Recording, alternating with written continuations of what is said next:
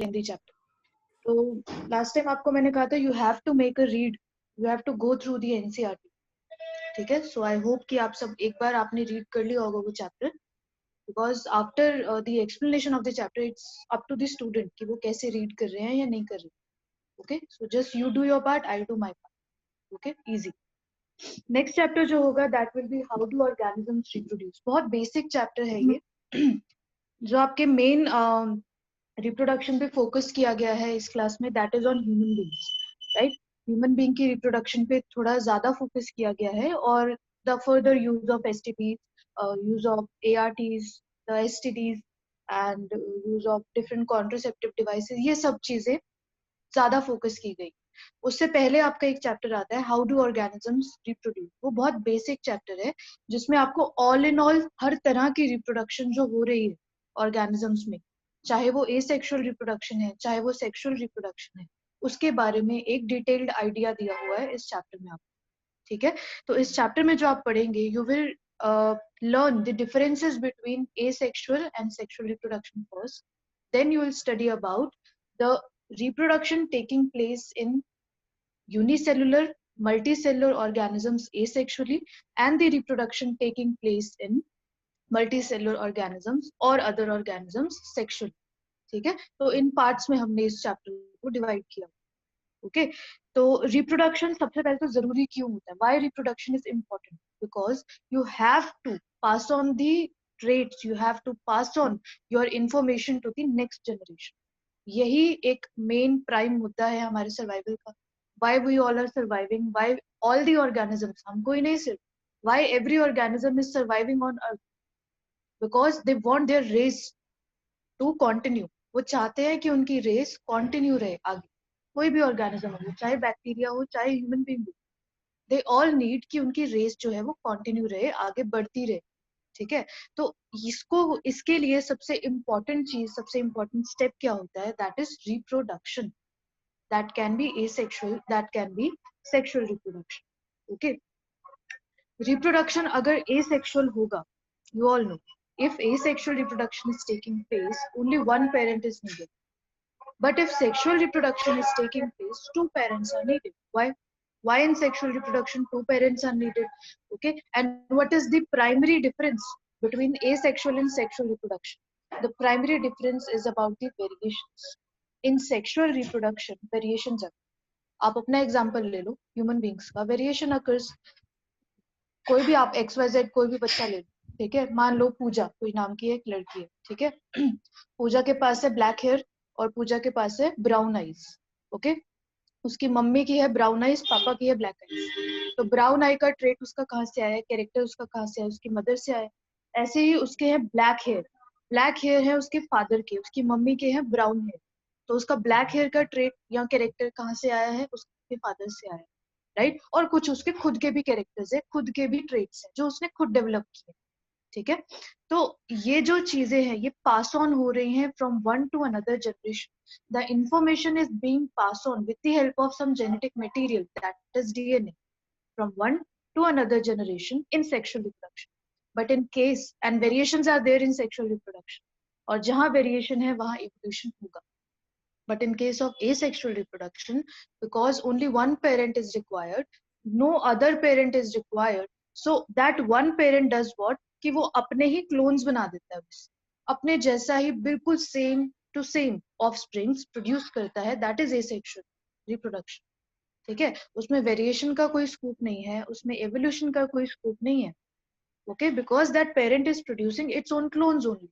Okay, so there is no scope of variation in asexual reproduction. But asexual reproduction में the number of offsprings are very much high as compared to the sexual reproduction. Sexual reproduction के comparison में asexual reproduction में the number of offsprings, the number of young ones or the number of children, okay, are very much higher as compared to the sexual reproduction, ठीक है। Main जो genetic information है आपकी वो कैसे transfer होगा? That will be transferred with the help of some genetic material. क्या है जेनेटिक मटेरियल? ज्यादातर दैट इज डीएनए।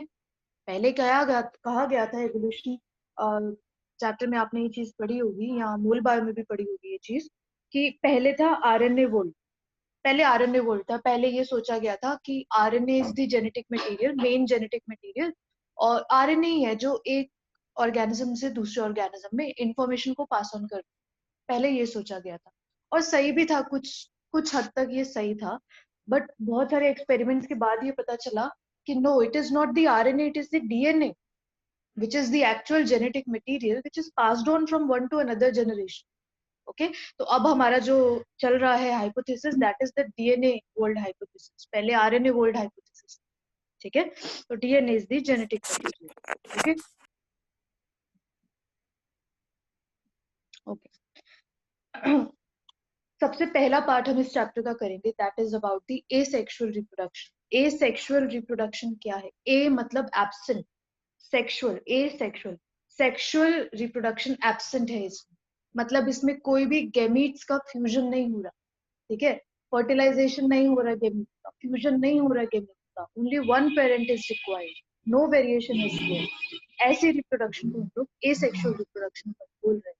और इसमें बहुत सारे टाइप्स आप पढ़ेंगे एसेक्सुअल रिप्रोडक्शन, जैसे आप पढ़ेंगे इसमें fission, budding, spore formation, regeneration, vegetative propagation, fragmentation, ये एक एक एक प्रोसेस आप थोड़ा थोड़ा पढ़ेंगे इसमें। ठीक है, तो सबसे first will start with the asexual reproduction in unicellular organisms. Multicellular की बात नहीं कर रहे हो, अभी हम यूनिसेलुलर, सिंगल सेल्ड ऑर्गेनिज्म की बात कर रहे हैं। ठीक है, तो उसमें हम लोग पढ़ेंगे, सबसे पहला हम पढ़ेंगे fission. What is fission? Fission is simply dividing into two और मोर, दैट इज फिजन। ठीक है, तो डिपेंडिंग ऑन दैट कि कितना पार्ट्स में डिवाइड हो रहा है parents to produce its offspring, depending on that it is divided into two sub types, that is binary fission and multiple fission. एक एक करके हम करते हैं। सबसे पहले आता है आपका binary fission. What is binary fission? By मतलब to, related, something is related with two. Obviously we are studying reproduction and we are studying fission, so the parent body will be divided into two, that is binary fission. ठीक है, binary fission आपको बहुत easily दिख जाएगा bacteria में, amoeba में, paramecium में, ठीक है, लेशमानिया में भी। ओके, हो क्या रहा है इसमें? सबसे पहले पेरेंट बॉडी के अंदर जो न्यूक्लियस है दैट विल डिवाइड, पहले न्यूक्लियस डिवाइड होगा और फिर उसके बाद में उस पेरेंट बॉडी का साइटोप्लाज्म डिवाइड होगा, and then it will be divided into two dot cells. This is binary fission. अब डिपेंडिंग ऑन कि कैसे डिवाइड हो रहा है, साइटोप्लाज्म कैसे डिवाइड हो रहा है या न्यूक्लियस कैसे डिवाइड हो रहा है, उसके हिसाब से अलग अलग तरीके हैं हर किसी के। ठीक है, आपको मैं ये डायग्राम से बताना चाहूंगी। देखिए, जैसे अमीबा में देयर इज नो लाइक कोई ऐसा स्ट्रिक्ट रूल नहीं है, बस कहीं से भी वो डिवाइड हो गया into two. This is amoeba का बाइनरी फिजन। अगर हम लेशमानिया का बाइनरी फिजन देखते हैं, वो तो ये भी बाइनरी फिजन रह ही रहा है, प्रोसेस तो सेम ही है, पहले न्यूक्लियस डिवाइड होगा फिर साइटोप्लाज्म डिवाइड होगा, पर इसमें एक तरीका है, एक सीक्वेंस है। ठीक है, क्या सीक्वेंस है? पहले न्यूक्लियस डिवाइड होगा नो डाउट, फिर उसके बाद में एक कट, एक नीचे से एक छोटा सा कट से स्टार्ट होगा और धीरे धीरे धीरे धीरे वो कट बढ़ता रहेगा to the anterior most part. ठीक है, और ये कट जैसे किसी ने ना सिजर से नीचे से काट दिया और फिर इसको दो टुकड़ों में ऐसे खींच दिया दो साइड पे, ऐसा हो रहा है। ठीक है, तो ये इस तरह से होता है लेशमानिया में। अमीबा में तो there is no strict order, पर लेशमानिया में देयर इज लाइक कि हमको इस तरह से कट लगाना है। ठीक है, ऐसे ही आपको यहाँ पैरामीशियम का लिखा हुआ है। पैरामीशियम में जो है बिल्कुल बीच में से, इक्वेटोरियल प्लेट में से उसकी फिजन स्टार्ट होती है and then finally it will divide into two. तो इस तरह से इनके अपने अपने मेथड्स हैं, अपने अपने तरीके हैं हर हमारे यहाँ। मेरी बात सुन, अब जैसे हेड ऑफ द इंस्टीट्यूशन में हूँ, कितनी बातें जो हो जाती हैं कि वो इधर तेरे से डिस्कस हुई, जितेंद्र से हुई या XYZ किसी से भी हुई, वो होके इम्प्लीमेंट हो गई, मुझे 2 दिन बाद पता चली ma'am your voice is coming कि हमारे स्कूल में ये हो गया।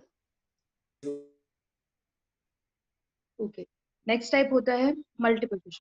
मल्टीपल फिजन में देखिए क्या होता है, बाइनरी में तो हम लोग पेरेंट बॉडी को दो में डिवाइड कर रहे हैं, राइट, और मल्टीपल फिजन में हम क्या करेंगे, बिकॉज इट इज मल्टीपल, तो obviously parent body will be divided into more than two parts, multiple parts. Okay, so multiple fission which is seen in Plasmodium very common. Normal condition में आपको Plasmodium में multiple fission बहुत आराम से दिख जाएगा। ठीक है, प्लाज्मोडियम में। ओके, मलेरियल पैरासाइट आपको पता होगा, प्लाज्मा, राइट। पर इसमें एक बड़ी इंटरेस्टिंग सी चीज है that amoeba also shows multiple fusion but during unfavourable conditions. During favourable conditions amoeba was showing binary fusion, we know this now, but during unfavorable conditions amoeba will show multiple fission. Now how is this possible? कैसे possible है, उसको मैं diagram से आपको explain करना चाहूंगी।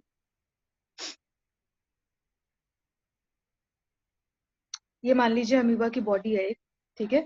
Amoeba की body में आप देख सकते हैं बहुत सारे, पहले तो न्यूक्लियस डिवाइड हो रहे हैं, ठीक है, अंदर ही, बॉडी के अंदर ही, ओके। बॉडी के अंदर ही बहुत सारे न्यूक्लियस डिवाइड हो जाते हैं और फिर उन न्यूक्लियस, हर एक न्यूक्लियस के अराउंड जो स्पोर वॉल होती है या सिस्ट होती है वो बन जाती है, ठीक है। And then finally they produce spores inside the body, अंदर ही रखेंगे जब तक अनफेवरेबल कंडीशंस खत्म नहीं होती। जैसे ही फेवरेबल कंडीशन आएगा ये क्या करेगा, एक तरह से बर्स्ट आउट कर देगा सारे के सारे स्पोर्स बाहर, और उन स्पोर्स में से जो है छोटे छोटे छोटे छोटे सिस्ट वॉल जो है, ठीक है, उसके अंदर से छोटे छोटे अमीबा, बहुत छोटे छोटे अमीबा निकलेंगे and they obviously they will grow and attain the adult size, okay. इस तरह से होती है अमीबा में मल्टीपल फिशन, ठीक है, बहुत इजी तरीका है। फेवरेबल कंडीशन में तो amoeba will show binary fission, but during unfavourable conditions, when the conditions are not favorable, not good to grow, at that time the amoeba will show multiple fission. How? With the help of formation of spores inside its body. The spores will be there stored inside the body until favorable condition occurs, and as soon as the favorable good conditions, as soon as they occur, the body will burst out these chote amoeba outside and they will obviously grow and start their life independently, okay। इस तरह से amoeba में होता है। Second type का आपका आता है बडिंग। हम क्योंकि यूनिसेलुलर ऑर्गेनिजम्स में पढ़ रहे हैं अभी एसेक्सुअल रिप्रोडक्शन, तो हम इसमें हाइड्रा नहीं बोल सकते, hydra is a multicellular organism, right. तो इसलिए हम इसमें जो पढ़ेंगे बडिंग में, that will B yeast. Yeast is a type of fungus, unicellular fungus है, ठीक है, फंजाई में आता है, किंगडम फंजाई, ओके। तो बडिंग इन यीस्ट हम लोग पढ़ते हैं इन यूनिसेलुलर एसेक्सुअल रिप्रोडक्शन मोड। क्या हो रहा है इसमें, इसमें जो पेरेंट सेल है वो साइड से छोटा सा एक आउटग्रोथ शो करता है, ठीक है, एक आउटग्रोथ शो करेगा और आउटग्रोथ धीरे धीरे धीरे धीरे अपना इंडिपेंडेंट लाइफ स्प्लिट होके इंडिपेंडेंट लाइफ शो करेगा। मैं देखती हूँ अगर डायग्राम है, ये diagram. So this is how budding occurs in east. क्या हो रहा है देखिए, छोटा सा एक बड, इसके एंटीरियर मोस्ट पार्ट मतलब अपर पोर्शन से इसका छोटा सा बड निकल रहा है और छोटे से बड में फिर न्यूक्लियस डिवाइड होके चला गया। अब उसके पास सब कुछ है जो एक ऑर्गेनिज्म के पास होना चाहिए इंडिपेंडेंट लाइफ के लिए, बस फिर स्प्लिट हो जाएगा, अपना लाइफ स्टार्ट करो अलग से, ठीक है। This is how budding occurs in unicellular yeast, okay. Next जो आपका मूड आता है asexual reproduction in multicellular organism. अब हम पढ़ रहे हैं in multicellular organism.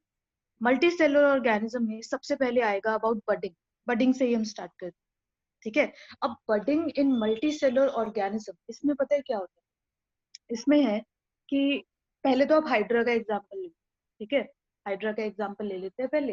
Hydra you know is multi cellular, right, और इनवर्टिब्रेट है। हाइड्रा में क्या होता है, exogenous budding occurs. What is exogenous budding? That means the bud is formed outside the parent body. That is exogenous budding.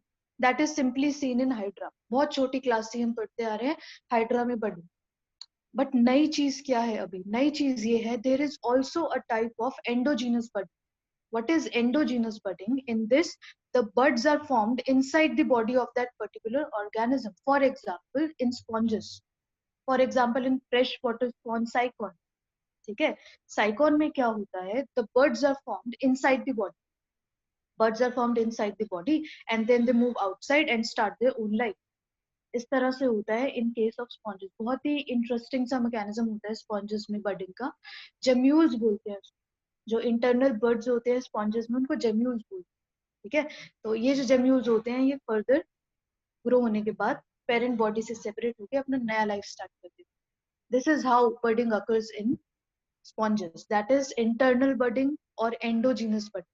जो normal budding आप पढ़ते आ रहे हो इतने सालों से वो थी exogenous budding which was in hydra, okay. Endogenous budding किसमें होगा, कुछ sponges, for example some fresh water sponges like sycon, उसमें with the help of internal buds और जेमिनीज. ओके, नेक्स्ट टाइप आता है एसेक्सुअल रिप्रोडक्शन का in multicellular organism, that is fragmentation. अब fragmentation, what are fragments? टुकड़े हो जाना किसी चीज के, छोटे छोटे बहुत सारे, दैट आर फ्रेगमेंट्स, राइट? वही सेम चीज, वही सेम तरीका इसमें अपनाया जाता है. क्या हो रहा है फ्रेगमेंटेशन में? फर्स्ट ऑफ ऑल हमने बोल तो दिया that fragmentation is occurring in multicellular organisms. Of course it is asexual reproduction, but it occurs in a very simple body planned multicellular organism, जिनका बॉडी प्लान थोड़ा सिंपल होता है. ठीक है, जिनका जो सेल टाइप्स है थोड़े सिंपल है, कॉम्प्लेक्स बॉडी प्लान नहीं है इतना, उसमें आपको फ्रेगमेंटेशन आराम से दिख जाएगा. फॉर एग्जांपल आप जो टिपिकल एग्जांपल फ्रेगमेंटेशन का सुनते आए हैं आज तक, दैट इज स्पायरोगायरा. बट इसके अलावा और भी है, जैसे यूलोथ्रिक्स है, जेग्निमा है, इनमें भी आपको मिल जाएगा फ्रेगमेंटेशन. होता क्या है इसमें, जो पैरेंट बॉडी है, parent body will be divided first into many fragments, और हर एक फ्रैगमेंट के पास इतनी कैपेसिटी, इतनी पोटेंसी होती है that it can start its own life independently. Okay, every fragment have its capacity कि वो अपना जो लाइफ है वो इंडिपेंडेंटली स्टार्ट कर सकता है अलग से. Okay, this is what is happening in fragmentation. Okay, fragmentation इस तरह से आपको दिखेगा. ये स्पायरोगायरा का एग्जाम्पल से आपको दिया हुआ है. स्पायरोगायरा की एक मेन पेरेंट बॉडी है, उसके बहुत सारे फ्रेगमेंट्स बन गए. ये जो अंदर आपको स्पाइरल से दिख रहा है, this is actually this chloroplast. आपने पढ़ा होगा छोटी क्लासेस में भी, 11th में भी आपने पढ़ा होगा, जो क्लोरोप्लास्ट का टाइप है in spirogyra, that is spiral type. बहुत सारे टाइप्स ऑफ क्लोरोप्लास्ट आपने पढ़े थे, हॉर्स शू शेप और स्पाइरल शेप. ठीक है, ये सब आपने पढ़े, ओवल शेप भी है. ओके, तो इस तरह से पेरेंट बॉडी फ्रेगमेंट होगा and each fragment will be then proceeding its life independently. Okay, ये फ्रेगमेंटेशन में है. नेक्स्ट आपका टाइप आता है रीजनरेशन. रीजनरेशन देखो, हम लोगों ने रीजनरेशन जो पढ़ा है, सबसे पहले रीजनरेशन को सुन के जो हमारे दिमाग में सबसे पहले एग्जाम्पल आता है, दैट इज ये लिजर्ड्स जो अपनी टेल काट देती है व्हेन इन डेंजर, है ना, ये हमारे दिमाग में आ जाता है. ओके, ये हमारे दिमाग में आ जाता है. रीजनरेशन तो लिवर में भी हो जाता है हमारे कुछ परसेंट. ठीक है, तो ये सब चीजें हमारे दिमाग में आती है, पर हमारे दिमाग में ये नहीं आ पाता कि रीजनरेशन एक रिप्रोडक्टिव मेथड कैसे हो सकता है. yes, it is a type of reproductive method in some organism. for example planaria. Planaria जो है उसमें रीजनरेशन एक तरह का उसका रिप्रोडक्टिव मेथड है. उससे ये अपने ऑफस्प्रिंग्स बनाता है, उससे अपनी नेक्स्ट जनरेशन बनाता है प्लेनेरिया. ओके, बहुत ही इजी मेथड है ये भी. इसमें क्या होगा बेसिकली, कोई भी पार्ट है body that will be having that potency to form complete other parts of the body. ठीक है, जो भी वो बॉडी पार्ट है उसके पास इतना पोटेंसी तो होगा ही कि वो बाकी के बचे हुए बॉडी पार्ट्स को बना सके. फॉर एग्जाम्पल डायग्राम के तौर पे मैं आपको बताती हूँ.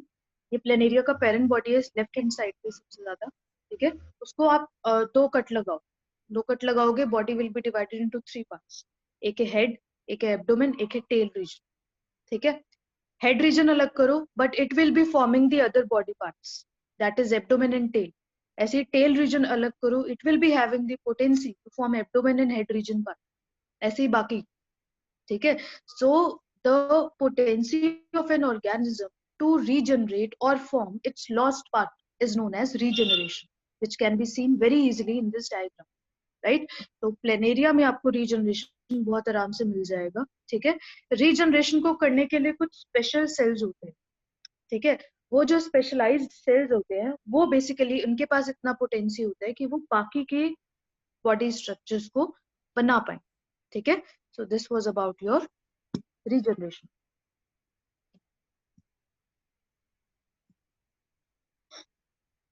नेक्स्ट टाइप आपका आता है spore formation. What is spore formation? हम लोगों ने जो बचपन में पढ़ा था spore formation, that was only on bread mould. Bread mould पे हमने पढ़ा था राइजोपस वगैरह, है ना. तो राइजोपस जो है that produces spores on that bread, जिसकी वजह से वो ग्रीन ग्रीन हो जाता था, ये हमने पढ़ा. ठीक है, और भी बहुत सारे टाइप्स ऑफ स्पोर्स होते हैं जो आपको आने चाहिए, जो पता होने चाहिए. ठीक है, ऑब्वियसली स्पोर्स एक रिप्रोडक्टिव स्ट्रक्चर है बट एसेक्सुअल रिप्रोडक्टिव स्ट्रक्चर है. जिस एक पूरा बैग लाइक स्ट्रक्चर होता है जिसके अंदर स्पोर्स इकट्ठा होते हैं बहुत सारे, that bag like structure is known as sporangium. ठीक है, बहुत सारे टाइप के और भी स्पोर्स होते हैं, फॉर एग्जाम्पल जू स्पोर्स। जू स्पोर्स जो है वो एक तरह के मोटाइल एसेक्सुअल स्पोर्स है, कुछ एल्गी में आपको मिल जाएगा जैसे यूलोथ्रिक्स। ठीक है, कोनिडिया जो है वो एक तरह से non flagellated non motile spores है। नॉन फ्लेजिलेटेड मतलब फ्लेजिला नहीं है, नॉन मोटाइल ऑब्वियसली फ्लेजिला नहीं है तो मोटाइल भी नहीं है वो। ठीक है, तो non flagellated non motile spores, for example conidia which is seen in some terrestrial fungi, example Penicillium. Penicillium में आपको ये मिल जाएगा बड़ी आराम से, कोनिडिया स्पोर्स। ठीक है, स्पोर्स दो टाइप के होते हैं एक्चुअल में। एक तो होता है कि अगर वो ऑर्गेनिज्म एक ही तरह के स्पोर्स बना रहे हैं, कुछ डिफरेंस में एक ही तरह के स्पोर्स बना रहे हैं, तो that will be known as, that organism will be known as homospores. अगर वो ऑर्गेनिज्म दो अलग अलग तरह के स्पोर्स बना रहा है, ठीक है, तो अलग अलग तरह के अगर वो स्पोर्स बना रहे हैं, तो that organism will be known as heterosporous. Example कुछ टेरिडोफाइट्स। ठीक है, they are heterosporous organisms. Okay, next आपका आता है type of asexual reproduction, that is vegetative propagation. Plants में है ये। ठीक है, क्या होता है इसमें, फ्लावर के अलावा जो प्लांट के पार्ट्स है, मतलब नॉन रिप्रोडक्टिव पार्ट्स जो है प्लांट के, वो उसमें इतनी पोटेंसी है कि वो एक नया प्लांट बना सकते हैं। That is vegetative reproduction, vegetative propagation, और a mode of asexual reproduction. Okay, जो वेजिटेटिव प्रोपोगेशन है उसको हम दो पार्ट्स में डिवाइड कर सकते हैं। एक तो वो जो अपने आप हो रहा है, नेचुरली हो रहा है, that is natural vegetative reproduction और प्रोपोगेशन। एक वो जो हम लोग करवा रहे हैं for our own use, for our own need. ठीक है, that is artificially vegetative propagation. Natural vegetative propagation जो है उसमें हम तीन टाइप्स पढ़ते हैं बेसिकली, कि या तो वो प्लांट जो है वो रिप्रोड्यूस कर रहा है with the help of roots. ठीक है, प्लांट जो है वो रिप्रोड्यूस कर रहा है with the help of roots, that is natural vegetative propagation by roots. Example sweet potato, asparagus, इसमें आपको दिख जाता है। ठीक है, नेक्स्ट टाइप है इसका कि vegetative propagation naturally by leaves. Leaves के बेसिस पे, ये हम बहुत पहले से पढ़ते आ रहे हैं। इसका एग्जांपल ब्रायोफाइलम, देखा भी होगा आपने प्लांट। ठीक है, तो ब्रायोफाइलम में क्या है, छोटी छोटी लीव बर्ड्स बन जाती हैं and then they detach from the parent body and start its own life. Okay, natural vegetative propagation by stem में क्या आएगा बेसिकली, इसमें क्या होगा कि stem, the stem structure will be forming the new plant. अब चाहे वो स्टेम अबव द ग्राउंड हो, चाहे वो stem underground, doesn't matter. Okay, for example जैसे रनर्स ऑफ ग्रास, ठीक है, जैसे tuber of potato, rhizome ginger, okay, bulb of onion, ये सब क्या है, they all vegetatively propagate by stem. Okay, diagram भी आएगा और क्लियर हो जाएगा आपको। So this is the vegetative propagation by roots in sweet potato. Okay, देख सकते हैं आप छोटे छोटे buds बन रहे हैं and then they grow into a new plant. This is vegetative propagation by a leaf in bryophyllum, दिखाया हुआ है। ठीक है, ये ओरिजिनल फोटो है, देखा भी होगा ये अपने प्लांट, स्कूल्स में भी लगा होता है। This is vegetative propagation by stem. सबसे पहले आपको रनर्स ऑफ ग्रास दिखाए गए हैं। ग्रास इसलिए आपको पता होगा कितनी जल्दी फैल जाती है ना, इन्हीं की वजह से। फिर आपको पोटैटो के ऊपर दिखाया हुआ है, ये तो आपने घर में भी देखे होंगे, छोटे छोटे ग्रीन कलर के बर्ड्स आ जाते हैं, थोड़ा पुराना हो जाए आलू तो, ठीक है, वो एक नया प्लांट भी बना सकता है। ठीक है, सो उनको हम बोलते हैं ट्यूबर्स ऑफ पोटैटो। ये rhizome of ginger, underground stem है, ये भी एक नया प्लांट बनाने का कंप्लीट पोटेंसी रखता है। आई थिंक इसका ओरिजिनल इमेज भी है जिंजर का, मैं आपको दिखाती हूँ। और ये onion, bulb of onion, onion भी ऊपर छोटा सा आपने ग्रीन कलर का देखा होगा, एंटीरियर पार्ट से निकलता हुआ, वो भी एक नया प्लांट बनाने की उसमें पोटेंसी होती है। ठीक है, so this is how it goes. ये runners of grass original photo दिखाया है and this is rhizome of ginger. ठीक है, राइजोम ऑफ जिंजर में देख सकते हैं आप, नया नया प्लांट बन सकता है कंप्लीटली। ओके, तो इस तरह से जिंजर में होता है।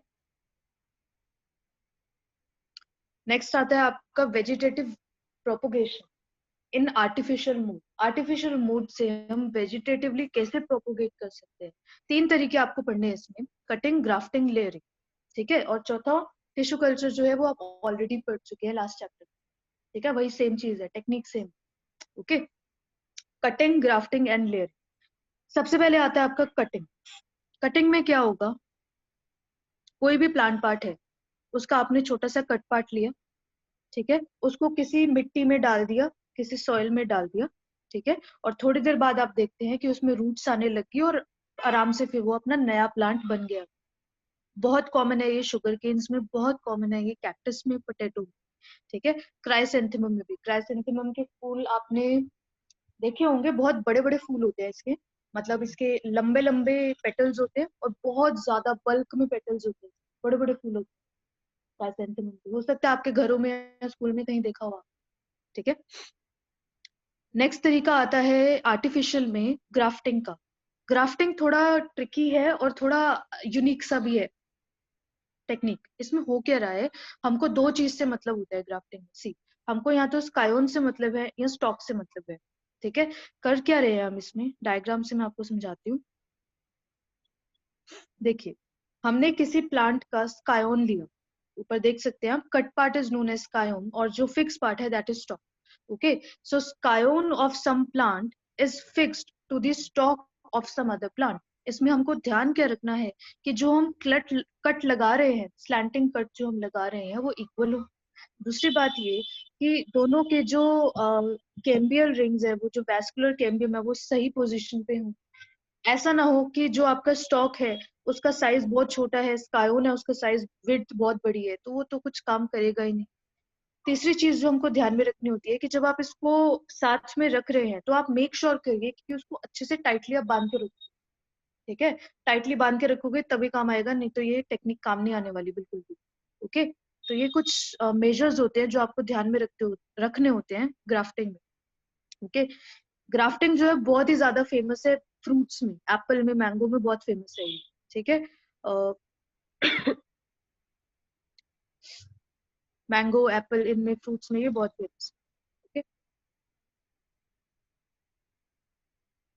अच्छा, ग्राफ्टिंग मोनोकॉट्स में नहीं हो सकती, बहुत ही इजी रीजन है इसका, क्लास 11th में आपने पढ़ा होगा।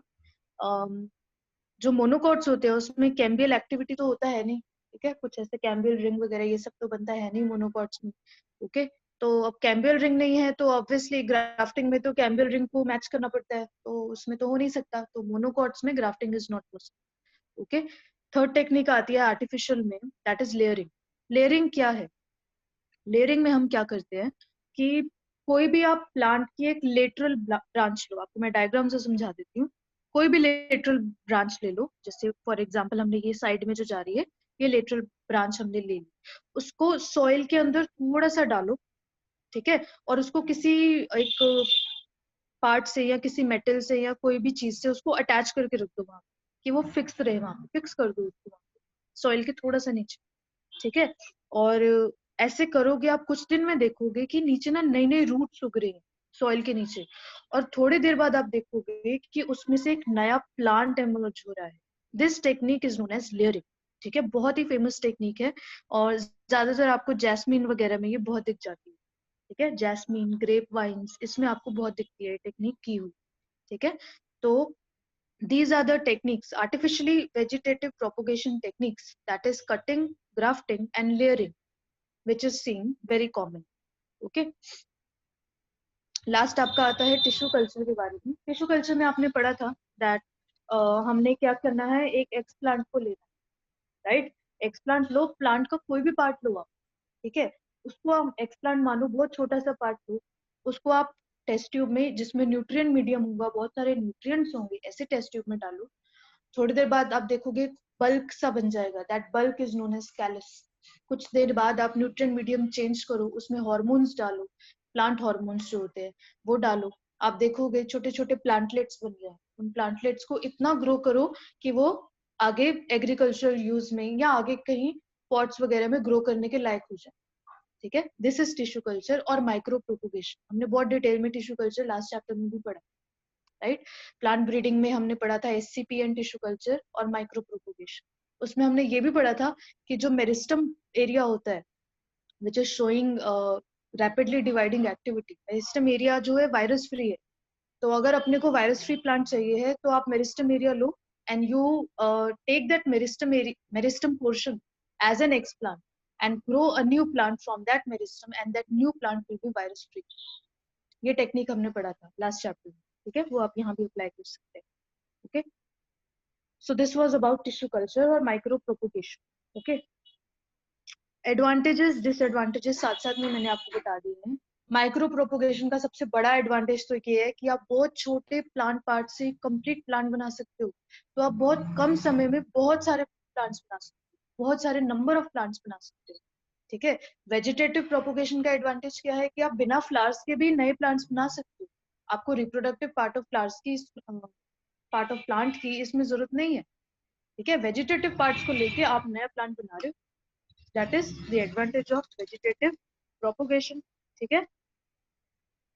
So this was all about your asexual reproduction. Next class में we'll start with the sexual reproduction. Okay, sexual reproduction में डिटेल तो आपको ह्यूमन बींग्स का कुछ नेक्स्ट चैप्टर्स में ही मिलता है, पर हम लोग थोड़ा बेसिक कर लेंगे. सेक्सुअल रिप्रोडक्शन में होता क्या है, ठीक है, कौन कौन से गेमीट्स होते हैं, कैसे गेमीट्स होते हैं, और क्या क्या टाइप्स होते हैं सेक्सुअल रिप्रोडक्शन, वो हम पढ़ लेंगे.